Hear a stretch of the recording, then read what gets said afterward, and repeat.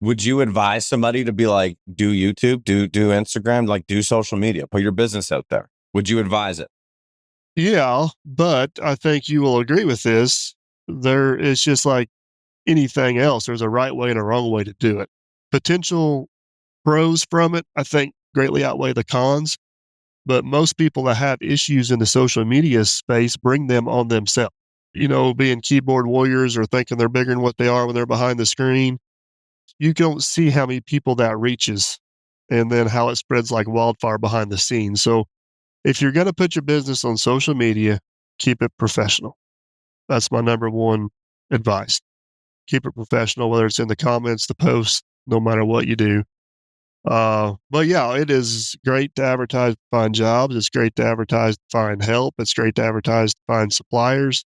Uh, the number one, it's great to network with other people because what it can do is connect you to people that do the same trade as you that is not competition. So you're more open to share ideas and techniques and maybe even learn something from somebody doing the same thing you do on the other side of the world, which you're not going to get any other way. So I never, I never shy anybody away from starting YouTube or starting whatever platform you want to get on. I don't care what it is, but just you got to remember to keep it. If you're operating a business, you got to keep it professional.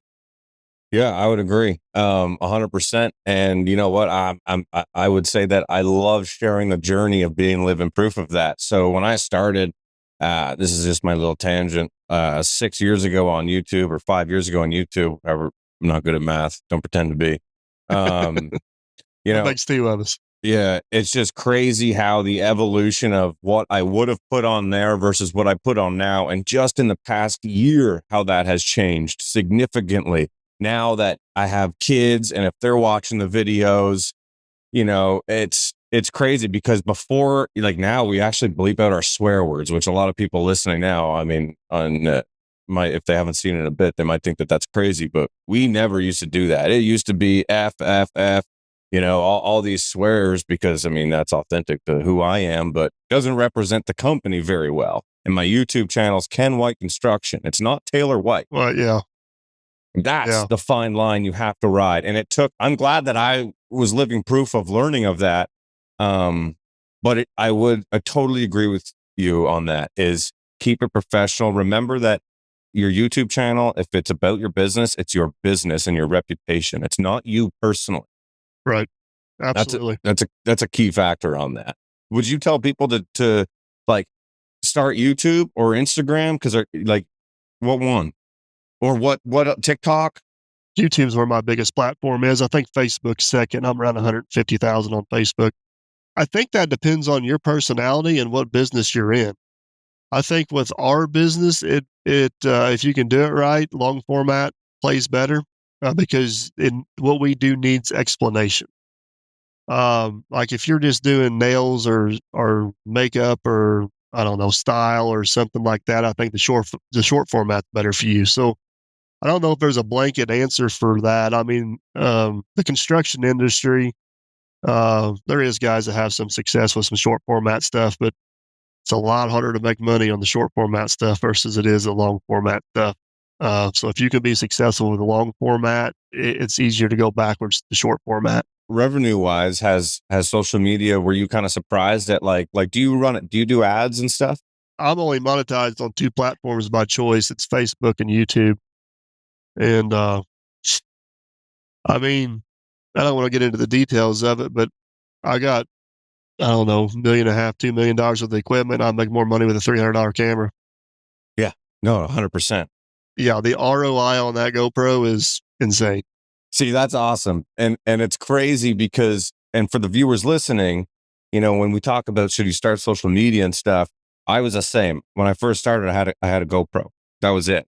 And found success just with a GoPro. You don't need to go out and spend thousands of dollars, tens of thousands of dollars on gear and equipment, and editing software and this and that.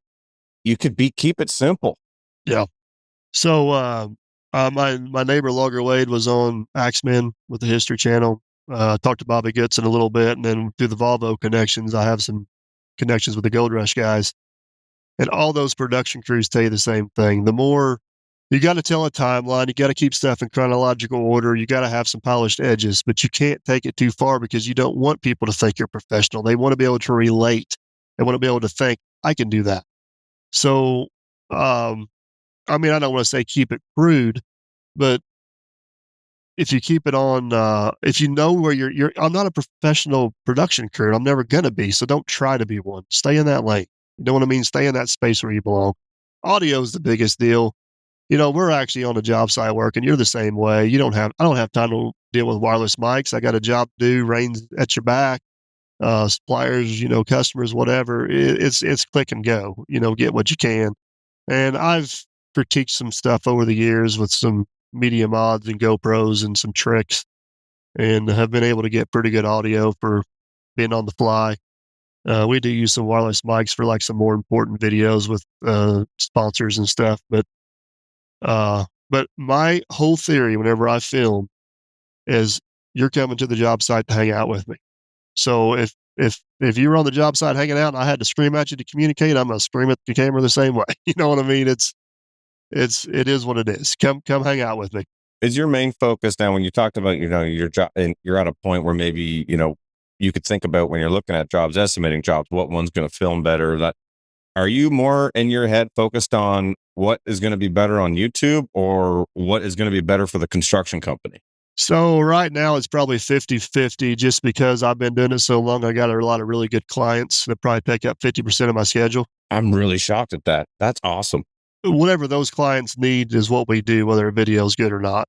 Um, the other 50% of the time, um, it's a combination of both. What's the profit margin and how does it film? And where do they, like we used to do a bunch of septics. I don't know how I do any septics anymore. They suck at filming, they suck to install. Money's okay. So, we're actually we're doing one today just because it's for a builder we've worked for years, and we'll throw one in. Um, but no, we like doing the cool random stuff. Even before YouTube, we were always kind of known as the guys that if you can't, nobody else wants to do it, we'll try it. So, and that stuff usually makes good videos, so it works out pretty good.